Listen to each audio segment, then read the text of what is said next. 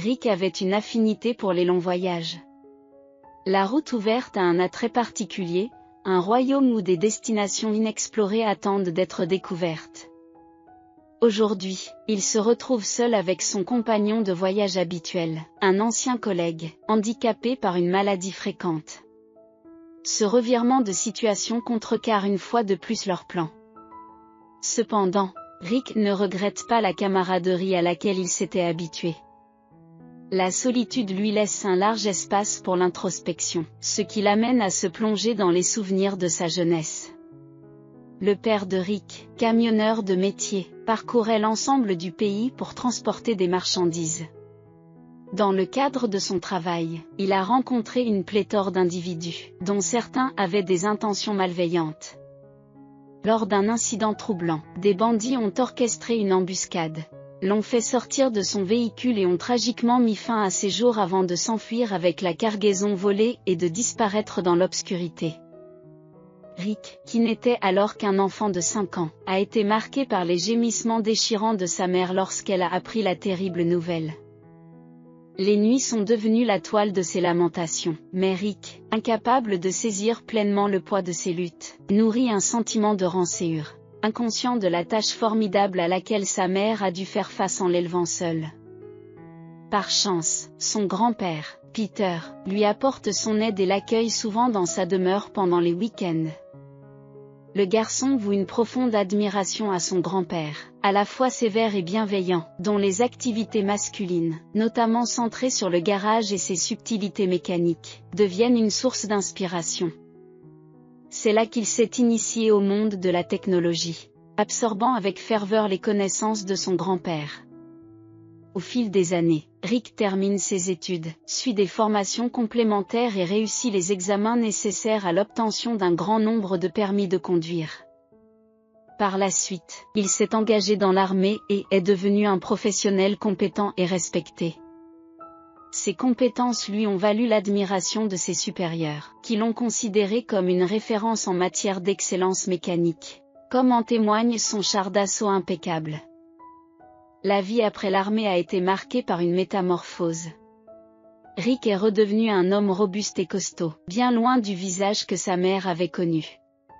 Hélas, son apparence jadis éclatante a cédé aux ravages du temps, une transformation qu'il observe le cœur lourd. Un intermède fugace de gaieté s'ensuivit dans la vie civile, poussé par son fervent désir de soulager les perpétuelles angoisses fiscales de sa mère. Il obtient rapidement un poste dans une entreprise de camionnage réputée et se hisse à la tête d'importantes remorques chargées de marchandises. En l'espace d'un mois, il ne se contente pas de fournir à sa mère un salaire confortable, il rajeunit également leur espace de vie grâce à d'importantes rénovations. La rencontre avec Julia, qui aboutira à leur mariage, marque un tournant décisif dans l'histoire de l'entreprise. La stature de Rick et son abstinence font de lui un homme convoité, un aimant pour les futures épouses.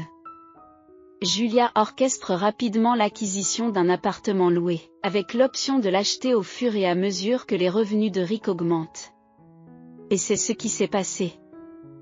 Les engagements professionnels de Rick se multiplient et lui laissent peu de temps libre à la maison. Les avertissements de son partenaire concernant les risques d'une dévotion aussi acharnée ont servi de signe avant-coureur, une prophétie qui n'a pas tardé à se réaliser.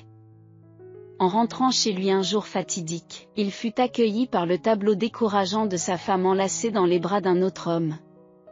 Leur séparation, bien qu'exempte de tumulte, portait en elle la cadence d'une symphonie qui s'achève. Le pèlerinage de Rick l'a ramené dans les bras de sa mère. Un sanctuaire de réconfort. Nullement troublée par la dissolution de son mariage, elle présume que son affection pour Julia a été, au mieux, tiède. À son insu, Rick garde en lui les blessures brûlantes infligées par la trahison, aspirant à la contrition de Julia et à une résurgence de la tranquillité. Hélas, le destin n'a pas été le même pour Julia, qui s'est engagée dans une trajectoire qui l'a conduite à une union prospère avec un riche magnate. Bien qu'assailli par le chagrin, Rick persévère, conduisant son camion sur des autoroutes sans fin. Les week-ends se métamorphosent en poches de répit, au cours desquels il se ressource et donne un coup de main aux tâches ménagères de sa mère. Ce jour-là, il envisage un retour à la maison, où un délicieux repas l'attend. Le soleil projette des ombres allongées sur son chemin, la route succombant peu à peu au linceul du crépuscule. Cependant, un spectacle particulier vint troubler sa rêverie. Une silhouette solitaire, enveloppée de noir, se tenait sur le bord de la route, comme une balise de vulnérabilité. Rick freina instinctivement, une compulsion bienveillante le poussant à aider le voyageur. Le voile de la nuit était imminent, et il était inconcevable de laisser quelqu'un en plan. La femme, drapée dans une tenue de nonne, accepta son offre de réconfort à l'intérieur de la cabane. Se croisant avec une grâce toute particulière, elle lui offrit sa gratitude. Un échange qui catalysa la perception par Rick de sa beauté éthérée. Des yeux d'émeraude, grands et luminescents, le fixaient sous le voile d'obsidienne, rappelant les princesses des sagas folkloriques. La gratitude émane de Rick lorsqu'il explique sa halte impulsive. L'étrangère partagea ses craintes, non pas à l'égard des loups qui parcouraient autrefois ces terres, mais à l'égard des prédateurs humains qui rôdaient désormais. L'échange se fait rapidement, l'inquiétude initiale cédant la place à un discours franc. La conscience de soi pousse Rick à éviter toute remarque qui pourrait faire écho à la sagacité d'un aîné expérimenté, soulignant ainsi la différence d'âge. Pourtant, la jeune femme, loin d'être déconcertée, s'est montrée aimable et sympathique, faisant voler en éclats toutes les notions préconçues de bienséance monastique stoïcienne. Identifiée comme Maria, la compagnie de cette femme apporte un répit à la monotonie. Les questions sur la profession de Rick ont suscité des réponses sérieuses, favorisant un environnement d'ouverture. La curiosité étant réciproque, il s'enquiert de sa destination. Un sourire subtil accompagne sa réponse, signe que leurs trajectoires sont alignées. Corrigeant l'adresse de Rick, elle a dissipé la notion d'affiliation maternelle, révélant son départ du sanctuaire du cloître. L'intrigue de Rick monte en flèche lorsque Maria divulgue son récit, une tapisserie tissée de tragédie et de transformation. Homme d'affaires autrefois riche, son père a vu sa vie basculer dans la précarité à la suite de la mort tragique de sa mère. En proie au chagrin, il a lutté contre le vice, se perdant momentanément dans l'abîme avant de trouver la rédemption grâce à son assiduité dans les affaires.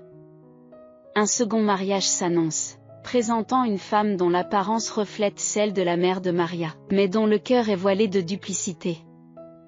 Un parent inattendu fait son entrée dans le foyer, le fils de la belle-mère, un contemporain de Maria. La tapisserie de leur vie converge, entremêlant les fils de la disparité et de la désillusion. Le récit de Maria éclaire son passage du monastère à la vie mondaine, poussée par la nécessité de faire un dernier adieu à son père malade et de lui demander l'absolution. La bénédiction de l'abbesse l'a libérée dans le royaume au-delà des murs du cloître. Au fil des kilomètres, un lien se matérialise, une camaraderie inattendue se forme entre la voyageuse solitaire et l'énigmatique religieuse. La nuit s'installe, mais les étoiles laissent une traînée lumineuse dans le ciel, témoignant d'une rencontre fatidique qui défie la logique conventionnelle. Au milieu du rythme incessant de la route, la présence de Maria brille comme une étoile qui guide, illuminant un chapitre de l'Odyssée de Rick qui changera à jamais le cours de leur destin entrelacé. Le père, nourri d'une nouvelle et intense affection, est resté inconscient des événements qui se sont déroulés pendant son absence. Arthur, le fils de la belle-mère, présente des traits semblables à ceux de sa mère. Il incarne l'adolescence choyée et, lorsqu'il rencontre Maria, une jeune fille rayonnante, il se lance dans une poursuite effrontée. Un jour, il a surpris la jeune fille dans le jardin et l'a presque soumise à une effroyable violation. Maria, prise au piège de la fragilité émotionnelle, se réfugia dans le bureau de son père, où elle se mit à nu devant son père entrepreneur, avouant tout. Cependant, son père, séduit par l'attrait de sa nouvelle épouse, a pris sa propre fille pour l'instigatrice de la tourmente, orchestrant cette ruse pour créer un fossé entre lui et sa jeune épouse. Cette erreur a donné lieu à un scandale, propulsant Maria dans les bras d'un séjour déchirant au sein d'un monastère, où elle a consacré 3 ans à l'abstinence et à la dévotion. Récemment, Maria a appris que son père était en mauvaise santé et qu'il était au bord du gouffre. Le poids de cette connaissance a fait voler en éclats son enfermement dans les murs sacrés, faisant naître un insatiable désir de liberté. Le désir d'embrasser son père, défectueux mais chéri, grandit en elle. C'est ainsi que Maria se retrouve au bord de la route, revenant sur ses pas jusqu'à l'opulente demeure de son enfance, où se déroulent les derniers instants de son père. Au milieu de ses réflexions mélancoliques, elle dit « Le retour à la maison semble incertain, car il est peu probable que ma belle-mère et son fils me permettent de rejoindre mon père. » Rick, sans réfléchir longuement, répondit « Maria, il serait imprudent de s'y aventurer seul. Arthur semble être un voyou insouciant. Permettez-moi de vous accompagner. Mais avant cela, nous devrions nous rendre dans un magasin pour nous procurer des vêtements appropriés. Sans vous promettre le luxe, vous n'aurez pas l'air d'un pauvre. » Dans la ville, Rick déchargea sa cargaison, quittant temporairement le camion pour attendre Maria au magasin. Lorsqu'elle apparaît, vêtue d'une robe délicate et éthérée, Rick a une révélation. Il éprouve pour elle une affection inébranlable, éternelle et résolue. Ils prirent un taxi et se dirigèrent vers la somptueuse demeure de 3 étages. Les portes s'ouvrent sur l'ordre d'un garde qui reconnaît l'ancienne maîtresse de la demeure. Montant le grand escalier de marbre, Maria et Rick se dirigent vers la chambre de l'homme d'affaires. À la vue de son père affaibli, Maria se précipite, le prend dans ses bras et laisse échapper son chagrin en pleurant. Son père, ravagé par la maladie, regarde sa fille avec des yeux pleins de remords. « Pardonne-moi, ma fille. Je suis l'artisan de ta souffrance. » D'un geste, Maria présente Rick en affirmant « Père, rencontre-le. Il incarne une grande bonté. » Tendant une main flétrie, le vieil homme s'adresse à Rick « Je suis Maxwell Johnson. Je suis ravi de faire votre connaissance ainsi que celle de votre fille. » Leurs mains s'entrecroisent.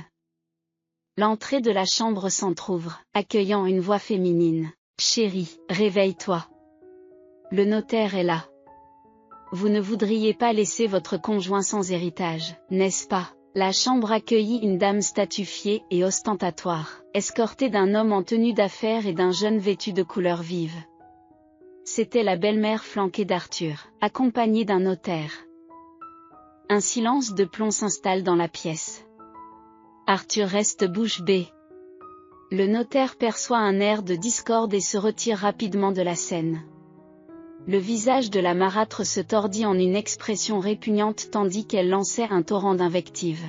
« Qu'est-ce qui amène cette nonne ici? Elle a calomnié mon fils et maintenant elle honore ma maison de sa présence. » La voix de Maria tremblait alors qu'elle affirmait « L'origine n'a pas d'importance.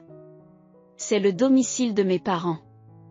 Je vous suggère de partir. » En silence, Rick s'approcha de la femme, la guida par le coude et la fit sortir de la pièce.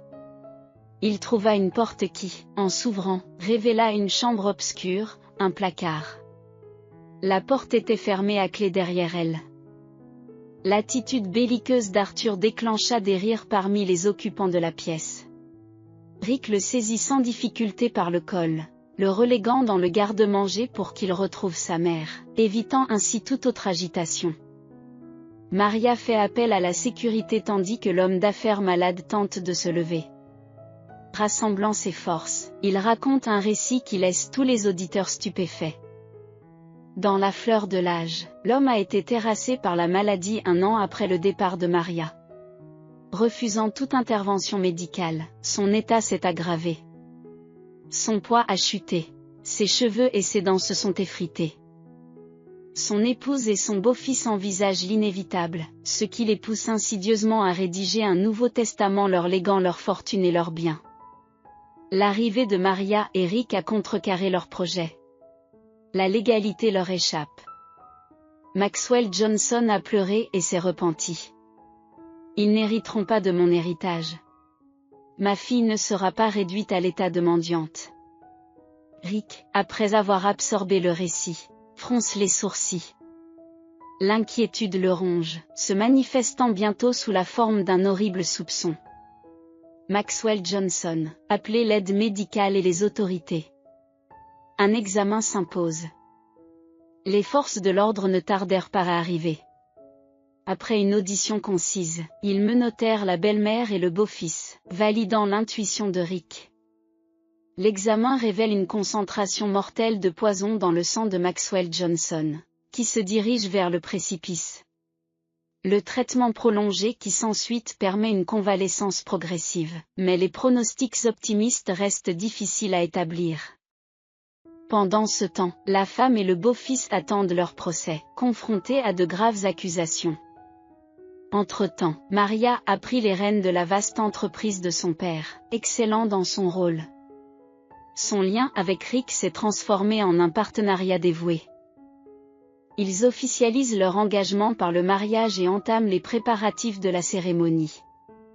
Maxwell Johnson est fier de son gendre. Des invitations nationales annoncent la célébration imminente, alors que Maxwell prend une retraite bien méritée, perpétuant son rôle de conseiller de confiance de sa fille. Le séjour de Maria au monastère reste une influence durable. Elle fait clandestinement des dons généreux pour la restauration du temple dans ses murs sacrés.